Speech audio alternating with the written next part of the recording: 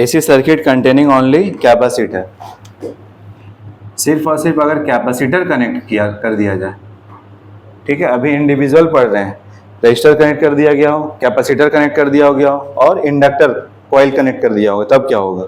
हम लोग को फिर पढ़ना है तीनों अगर एक साथ कनेक्ट कर दिया हो तो क्या होगा। तो सबसे पहले इंडिविजुअल बिहेवियर देख लेते हैं, सबका बिहेवियर पता चल जाएगा, उसके बाद फिर तीनों का कॉम्बिनेशन पढ़ेंगे। तो बताओ एक कैपेसिटर क्या करता है, चार्ज को स्टोर करेगा, ठीक है, चार्ज को स्टोर करने का काम करता है। तो चार्ज क्या होता है बताओ, कैपेसिटर के केस में Q is equal to C into V। तो वोल्टेज तो खुद चेंज हो रहा, तो इसका मतलब चार्ज भी हर एक मोमेंट पे क्या हो रहा होगा, चेंज हो रहा होगा।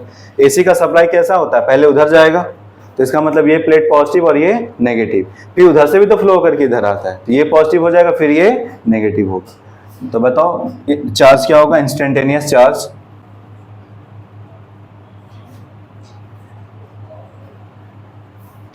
इंस्टेंटेनियस चार्ज क्या होगा, तो इंस्टेंटेनियस चार्ज हम लोग जानते हैं Q इज इक्वल टू क्या होता है, C भी होता है, तो C, और यहाँ पे V क्या है, E, हम लोग पता है ना, पढ़े हो सेकंड चैप्टर में, Q इज इक्वल टू क्या होता है, चार्ज इनटू वोल्टेज। तो चार्ज को हम Q लिख दिए, कैपेसिटेंस क्या है इसका C, अब वोल्टेज कितना है E है ना, तो ये लिख दिया। तो बताओ चार्ज क्या होगा, instantaneous charge Q is equal to C, E का वैल्यू क्या है, E not sine omega T, is equal to E not sine omega T. समझ में आ गया, चार्ज हो गया ये, तो इंस्टेंटेनियस चार्ज हो गया। चलो अब बताओ अगर ये चार्ज स्टोर कर रहा, तो चार्ज, वो जो चार्ज है वो चार्ज कांस्टेंट है या चेंज हो रहा, तो चार्ज कभी भी चेंज होता है तो उसी को तो बोलते हैं इलेक्ट्रिक करंट। तो अब क्या निकलेगा, करंट निकाल सकते हैं हम, तो करंट क्या होगा बताओ, I is equal to D Q by D T. तो इंस्टेंटेनियस करंट क्या होगा, इंस्टेंटेनियस करंट, ठीक है, ये इंस्टेंटेनियस चार्ज हो गया। इंस्टेंटेनियस करंट क्या आएगा, तो I इज इक्वल टू क्या होता है, D Q by D T होता है, I is equal to D Q by D T. बताओ I is equal to D Q by D T है, तो I इज इक्वल टू यहाँ D by D T, Q का value कितना है, C E not sine omega T है, C E not sine omega T. तो I is equal to क्या आ जाएगा, ध्यान से देखो, डिफरेंशिएशन से क्या चीज होगा, C कैपेसिटेंस तो फिक्स होता है, वोल्टेज का पीक वैल्यू फिक्स है, बाहर कर दो क्या आ जाएगा, C E not D by D T किसका, साइन ओमेगा टी। तो बताओ यहाँ से क्या आ जाएगा, C E not sine omega T का डिफरेंशिएशन क्या होता है, कॉस ओमेगा टी, और ओमेगा भी बाहर आ जाएगा, तो ओमेगा लिखवा चुके हैं ऐसा पहले, कॉस ओमेगा टी, ठीक है। यहां से क्या आ गया, I इज इक्वल टू, ऐसा लिख दें इसको, ओमेगा C ई नॉट, और ये क्या है, कॉस ओमेगा टी। अब दिक्कत यहाँ पे ये है ना, तुम वोल्टेज और करंट को कंपेयर नहीं कर पाओगे। क्यों कंपेयर नहीं कर पाओगे, क्योंकि यहाँ साइन है और यहाँ क्या आ गया, कॉस। हमेशा बता चुके हैं कभी भी किसी चीज का कंपेरिजन करना है तो रेफरेंस क्या होना चाहिए, सेम। तो ये कॉस आ गया, वो साइन आ गया, दिक्कत कर रहा है। तो अब बताओ, और अभी हम लोग रजिस्टर वाला केस में देखे थे, करंट का एक्सप्रेशन क्या बना था, I is equal to E naught by R sine omega T, ये बना था ना। मतलब यहाँ पे वोल्टेज का पीक वैल्यू होता है, और यहाँ पर जो भी होता है वो क्या होता है, करंट को अपोज करने का काम जो भी करता है वो यहाँ आता है। तो करंट को अपोज करने का काम रजिस्टर करता ही है, तो यहाँ पे रेजिस्टेंस आया। यहाँ पे कुछ आ रहा है वैसा क्या आएगा, यहाँ पे देखो होना क्या चाहिए था, ई नॉट, यहाँ पे है ई नॉट, इसके साथ ये चीज होना चाहिए था क्या, तो इसको क्या करें बताओ, ऐसा लिख दें, तो ऊपर लिखते हैं, ठीक है।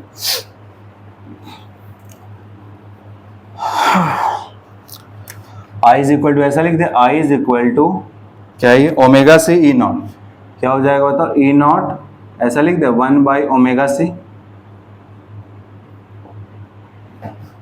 ये चला जाएगा ऊपर, और यहाँ क्या है, कॉस ओमेगा टी है। कॉस को क्या लिख सकते हो बताओ, ये पढ़े हो कहीं, साइन साइन साइन 90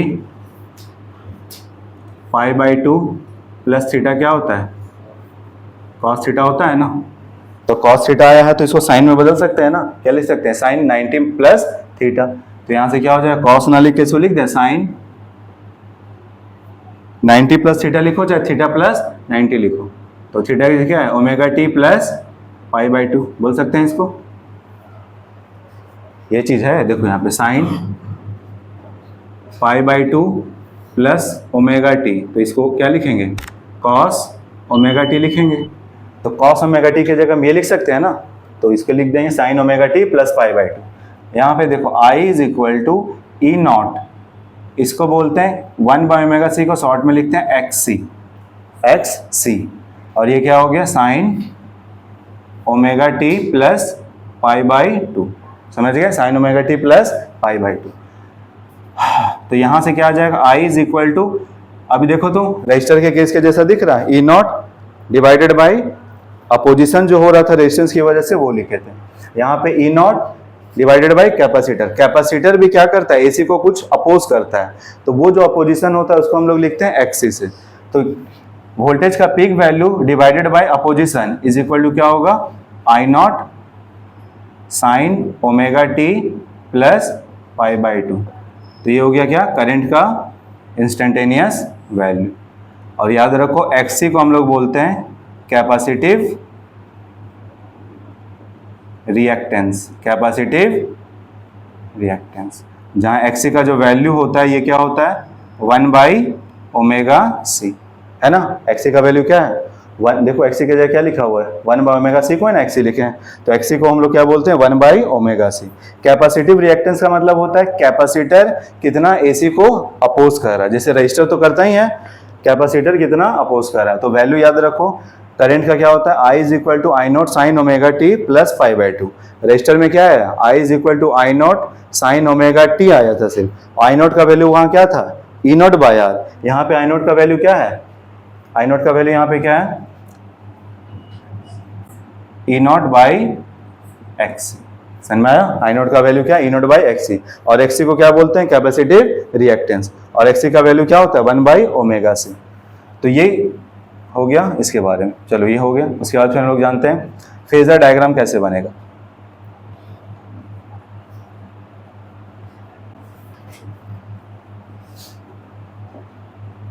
ठीक है, तो फेजर डायग्राम में क्या बनाते हैं हम लोग, पहले एक्सिस बना लेते हैं, एक्स एक्सिस और वाई एक्सिस।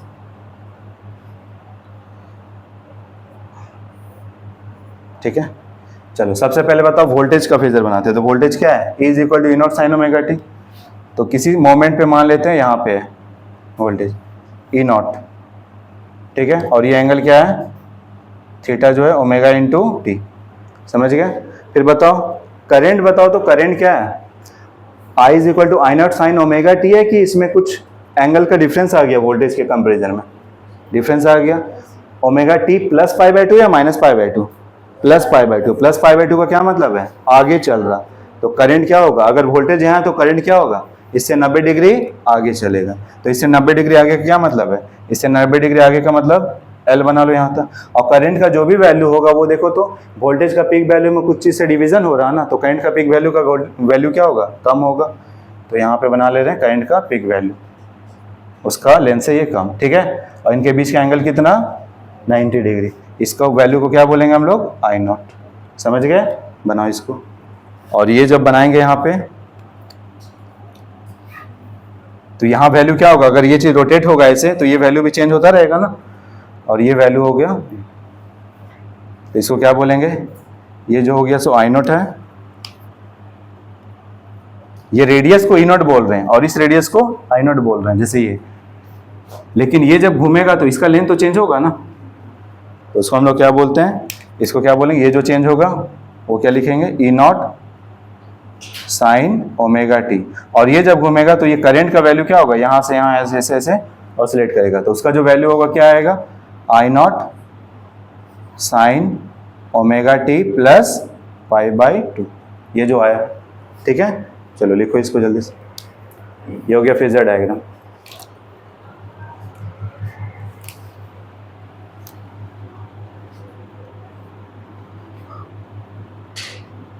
वेव फॉर्म,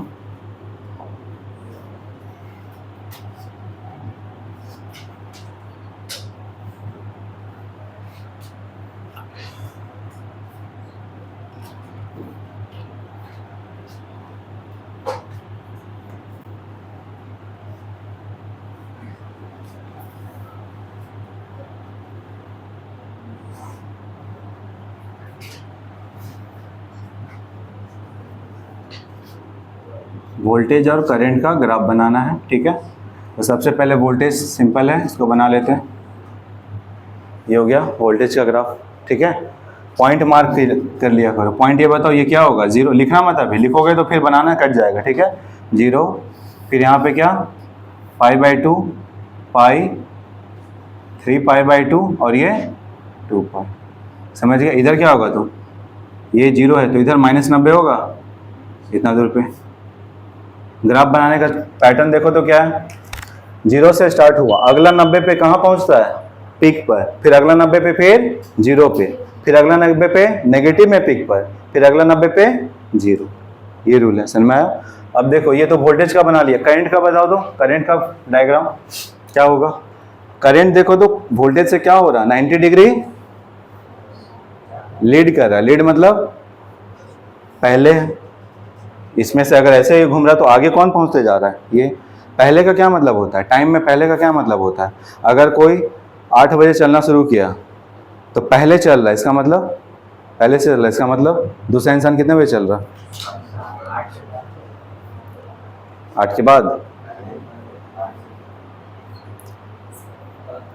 पहले चलना शुरू किया, इसका मतलब एक इंसान ए नाम का है, ये 8 बजे चलना शुरू किया, और बी नाम का जो है ए से पहले चल रहा,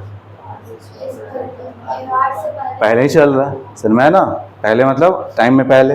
तो बताओ ये यहाँ से चलना शुरू किया, वोल्टेज यहाँ पे टाइम जीरो है, मान लो टाइम ये है ना जीरो, तो इसका मतलब करंट क्या चलना शुरू किया होगा, π/2 और पहले, है ना। समझ गए। यहाँ पे 8 बज जाते हैं, यहाँ क्या होगा 7। यहाँ पे अगर जीरो लिए हैं तो इसका मतलब और पहले मतलब इधर से स्टार्ट हुआ होगा, ठीक है। तो करंट का जो बनाएंगे तो वोल्टेज का पिक वैल्यू हो गया, वोल्टेज का पिक वैल्यू के लिए यहाँ लिख दे रहे हैं हम E0, ठीक है। चलो करंट का जो पिक वैल्यू उसके लिए बताओ क्या आएगा। करंट का जो पिक वैल्यू है, देखो हम क्या रूल बताएं बनाने का, अगर स्टार्ट यहाँ से कर रहे हो तो अगले 90 पे क्या होगा, पीक पहुंचेगा, फिर अगले 90 पे जीरो पहुंचेगा, फिर अगले 90 पे पीक नेगेटिव में, फिर अगले 90 पे जीरो। करंट का जो भी वैल्यू होगा वो क्या होगा, वोल्टेज से तो कम ही होगा। चलो अभी उससे पहले जो रजिस्टर में देखे थे वहाँ क्या था, उसमें भी साइन ओमेगा टी थी, उसमें भी साइन ओमेगा टी था, तो दिक्कत नहीं हुआ। यहाँ देखो बनेगा ऐसा, पीक पर पहुंचा, यहाँ इस 90 पे पीक पे पहुंचा, फिर अगले 90 पे क्या होगा, जीरो, फिर इस 90 पे क्या होगा, पीक पे पहुंचेगा, फिर अगले 90 पे जीरो, फिर अगले 90 पे पीक पे पहुंचेगा, फिर उसके बाद ऐसा चलता जाए। समझ गए, ठीक है। बना इसको,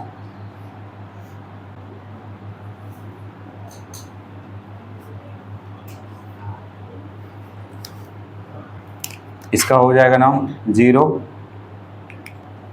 ये π/2, ये पाई, ये 3π/2 और ये 2π, ठीक है। तो देखो जिस समय वोल्टेज जीरो है उसी समय करंट क्या हो गया, पीक पे पहुंच चुका है, ठीक है। तो ग्राफ जो बनाना होता है एग्जाम में ना, वो यहीं से बनाना होता है। तो एग्जाम में क्या करना, इसको ढक देना, इधर मिटा देना, बस बनाना किधर, उधर। समझ गए। ये इसलिए बता दिए ताकि थोड़ा समझने में इजी होता है कि यहाँ से स्टार्ट किया तो इस 90 पे पीक पे पहुंचेगा, ठीक है। बनाओ जल्दी से बनाओ। तो ये जो फेजर डायग्राम बनाए, यहाँ पे देखना क्या लिखो, रजिस्टर वाला केस में क्या लिखे थे, आई और ई जो होता है सेम फेज में होता है। यहाँ पे बताओ क्या लिखेंगे, यहाँ लिखना, फेजर डायग्राम जहाँ बनाया उसमें लिख लेना, आई करंट जो है सो leads E by π/2 radian. π/2 radian से क्या होता है, करंट लीड करता है सप्लाई वोल्टेज को, ठीक है। या फिर बोल सकते हो 90 डिग्री से लीड करता है, ठीक है। तो अगर करंट लीड कर रहा है तो अगर इसको ऐसा समझे तो नहीं बोल सकते वोल्टेज पीछे चल रहा है करंट से, ऐसा ही बोल सकते हैं, ठीक है। तो एग्जाम में दोनों तरीके से समझ के चलना। याद ये रखो कि कैपेसिटर के केस में करंट लीड करता है वोल्टेज को, कितना से, π/2 रेडियन से। तो ये भी तो बोल सकते हैं वोल्टेज चल रहा है पीछे करंट से, ठीक है। देखो बना लिया डायग्राम,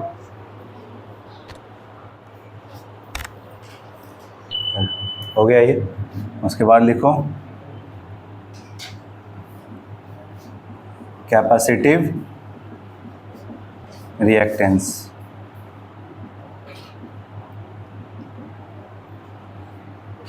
कैपेसिटिव रिएक्टेंस देखो, हेडिंग दो, डायग्राम बाद में बनाना, अब हेडिंग दो, कैपेसिटिव रिएक्टेंस लिखो। It is the effective opposition offered by the capacitor to the flow of AC through it, to the flow of AC through it. It is the effective opposition offered by the capacitor to the flow of AC through it. अगर कभी भी AC flow करता है ना capacitor से, तो AC को कौन अपोज करता है? कैपेसिटर अपोज करता है, जैसे रेजिस्टेंस अपोज कर रहा था, ठीक है ना। तो उसी को बोलते हैं हम लोग कैपेसिटिव रिएक्टेंस। तो कैपेसिटिव रिएक्टेंस होता है क्या? XC इज इक्वल टू क्या है? 1/ωc, ठीक है। तो ये भी एक अपोजिशन है, जैसे रेजिस्टेंस अपोज करता है, तो इसका ऐसा यूनिट क्या होगा? ऐसा यूनिट ओम होगा, ठीक है, जैसे रेजिस्टेंस का होता है ऐसा यूनिट, ठीक है। अब बताओ कैपेसिटेंस कभी भी चेंज होता है क्या? कैपेसिटेंस जिस मटेरियल से बना जो प्लेट है वो चेंज नहीं होने वाला। रेजिस्टेंस किसी मटेरियल का चेंज होता है क्या? वो चेंज नहीं होने वाला। लेकिन कैपेसिटिव रिएक्टेंस चेंज हो जाए, क्योंकि फ्रीक्वेंसी तो चेंज हो सकता है। जनरेटर को अगर कॉइल और स्पीड घुमा दे, कम कर दे, तो फ्रीक्वेंसी चेंज हो सकता है। तो इसका मतलब कैपेसिटर के द्वारा ऑफर किया गया रेजिस्टेंस भी, रिएक्टेंस भी चेंज हो सकता है। तो बनाओ XC और ये variation of XC with omega. Omega के साथ वेरिएशन कैसे होगा?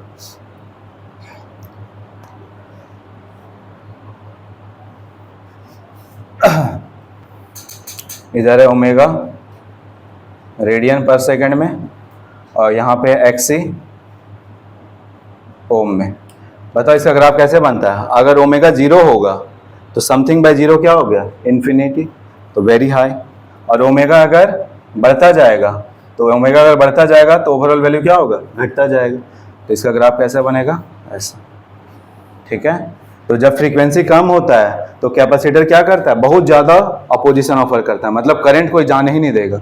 और फ्रीक्वेंसी अगर जब ज़्यादा हो जाएगा तो इसके द्वारा ऑफर किया गया रिएक्टेंस भी क्या होगा? कम हो जाएगा। इसका मतलब करंट क्या होगा? ज़्यादा फ्लो करेगा। रेजिस्टेंस के केस में ऐसा नहीं होता है, रेजिस्टेंस जो भी है फिक्स होता है, लेकिन ये रिएक्टेंस क्या होगा? चेंज होगा। लिख लो।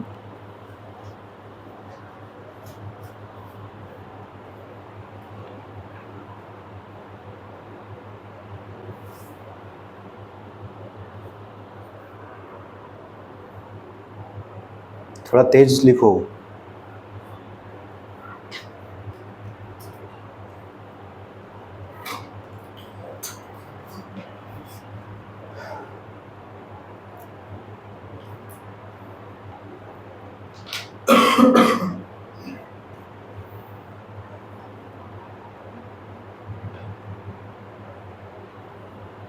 चलो अब देखो, नोट करके लिखो। If DC supply is connected across capacitor के अक्रॉस अगर DC सप्लाई देते हैं तो क्या होगा? तो बताओ, अगर DC सप्लाई, DC का क्या होता है? DC किसको बोलते हैं? इसको बोलते हैं, ठीक है। ये करंट हो गया और ये टाइम हो गया, तो DC सप्लाई इसको बोलते हैं। तो बताओ DC सप्लाई में टाइम पीरियड कितना होता है? इन्फिनिटी, पहले बता चुके हैं। ओमेगा कितना होगा? तो 0 रेडियन पर सेकंड होगा, क्योंकि ओमेगा क्या होता है? 2π/T होता है, ठीक है। तो फ्रीक्वेंसी भी कितना होगा? 0 हर्ट्ज, क्योंकि ये सब बता चुके हैं। ओमेगा क्या होता है? 2π/T। तो इसको अगर टाइम इन्फिनिटी है तो समथिंग बाय इन्फिनिटी क्या आ जाएगा? 0। और ओमेगा जो होता है वो क्या होता है? 2π होता है। तो अगर ओमेगा 0 है तो न्यू भी क्या आ जाएगा? 0 हो जाएगा, ठीक है। तो 0 हर्ट्ज होता है DC का, ठीक है ना। तो बताओ, तो अगर DC सप्लाई दिया गया हो कैपेसिटर में,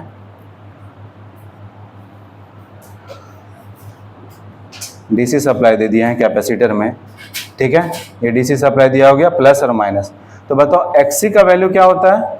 1/, ओमेगा सी होता है ना, तो ओमेगा का वैल्यू कितना है 0 इंटू सी, मतलब कितना ओम,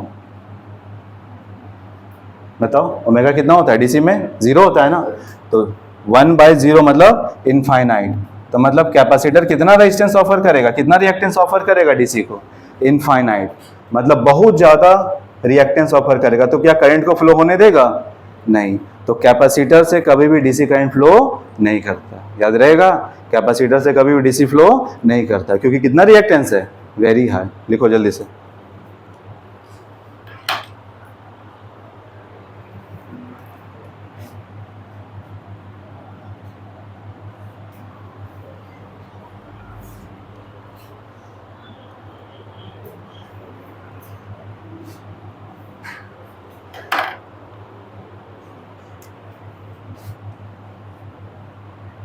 so DC cannot flow through